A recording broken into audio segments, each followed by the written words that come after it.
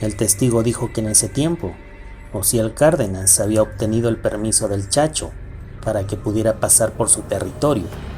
En una ocasión, Eduardo Costilla, conocido como el COS, se reunió con un comandante de la PGR de Nuevo Laredo en el estacionamiento de una agencia automotriz para ultimar los detalles del convenio.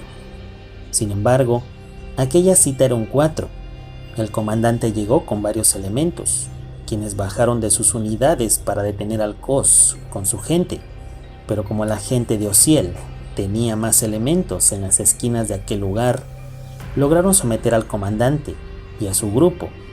Una vez que los elementos de Costilla Sánchez los tenían en el piso, el COS ordenó que los dejaran ir.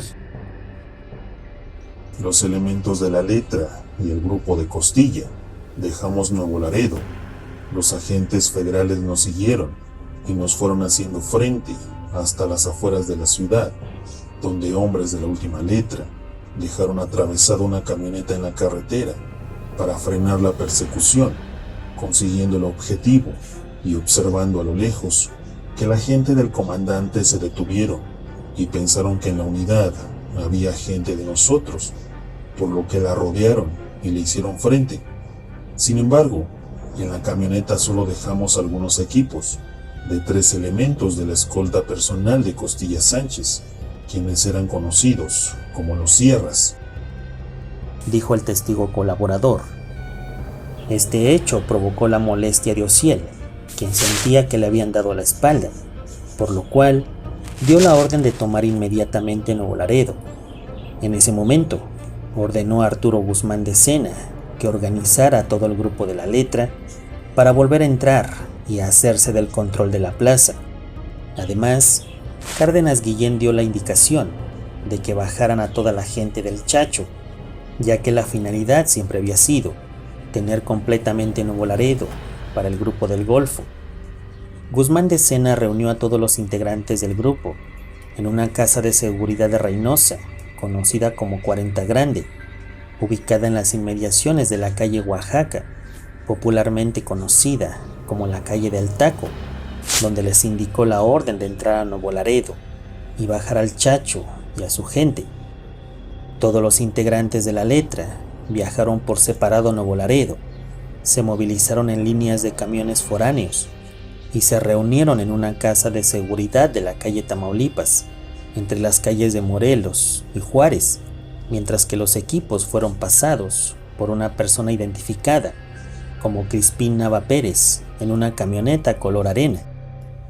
El grupo de Ociel Cárdenas recibió el apoyo de Arturo Pedrosa, un comandante de la Ministerial del Estado, quien estaba muy ligado a la administración de Tomás Yarrington, según explicó un fiscal de la PGR.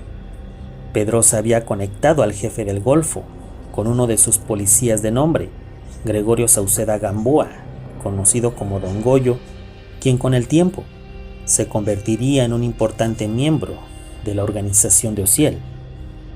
En su papel de apoyo a Cárdenas Guillén, Arturo Pedrosa emprendió una corretiza contra el grupo de los Chachos. En mayo del año 2002 detuvo al ex policía Fernando Moreno Martínez, quien tiempo antes había organizado la baja del comandante de la Ministerial, sin haber logrado su cometido. Aquella ocasión participaron en el hecho Raúl Cárdenas Castillo, Lucio Martínez Manríquez, Eloy Treviño y la Barbie. 2 semanas después de la confrontación en Nuevo Laredo, fueron detenidos 9 aliados del Pacífico en Tlajomulco de Zúñiga, quienes formaban parte de la estrategia de tomar la plaza de Nuevo Laredo.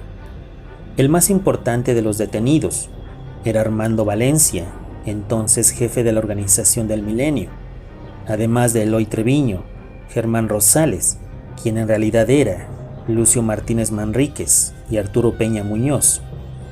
Ese día habían acudido a Jalisco para reunirse con Jesús Quintero, sobrino de Albino Quintero, este último con presencia en el municipio de Reynosa.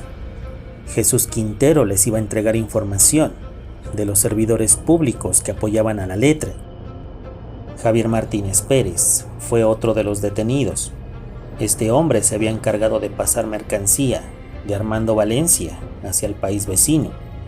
Presionado por la PGR, Martínez Pérez aceptó sumarse al programa de testigos colaboradores bajo el nombre de José Rodríguez. 3 meses antes de su detención, Javier Martínez fue convocado a reunirse en Guadalajara con Armando Valencia, conocido como el Maradona, y con Arturo Peña, para que participara en otro acuerdo entre organizaciones y para ayudarles a rentar 20 casas en Nuevo Laredo, porque desde ese momento planeaban hacerse de la plaza y pretendían meter a 200 elementos bajo su mando, ya que se había organizado el plan con Arturo Beltrán.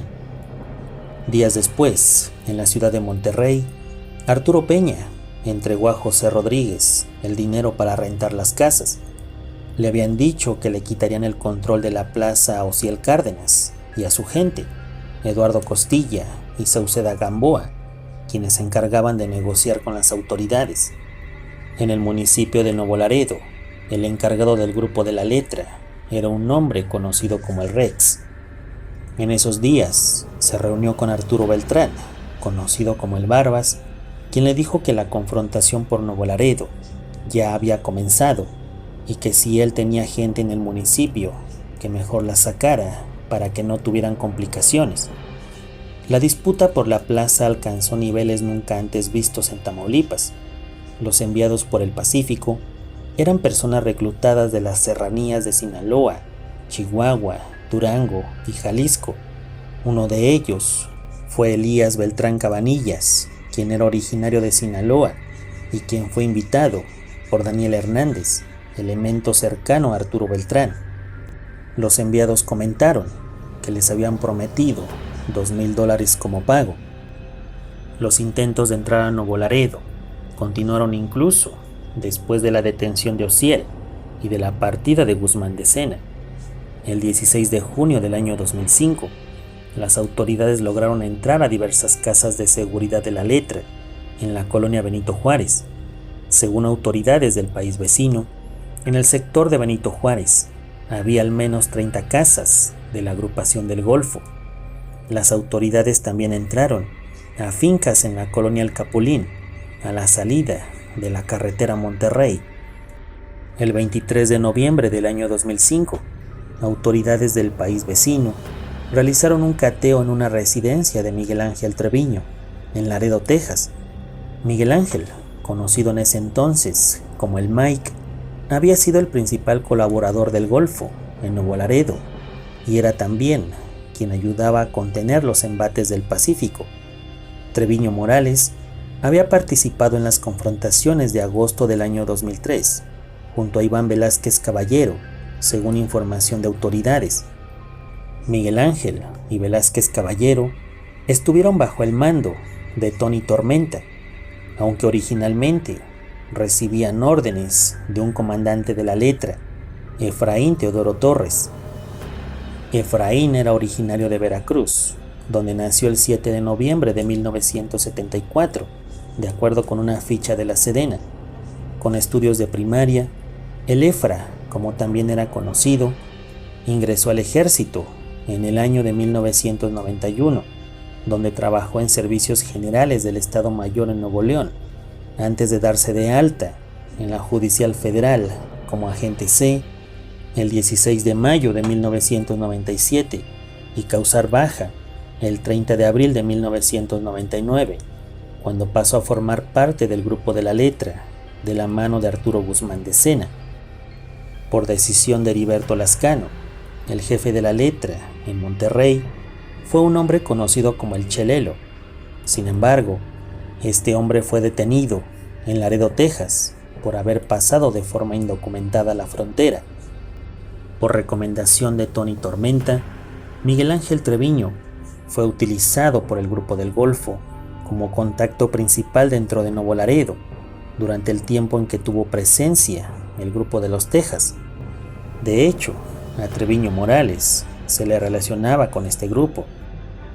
Los domicilios del Mike y Velázquez Caballero estuvieron en la colonia Hidalgo de Nuevo Laredo, y uno de los hombres de confianza de Iván era su hermano, Roel Velázquez Caballero, conocido como el R1, quien era egresado de Derecho en la Universidad Autónoma de Tamaulipas.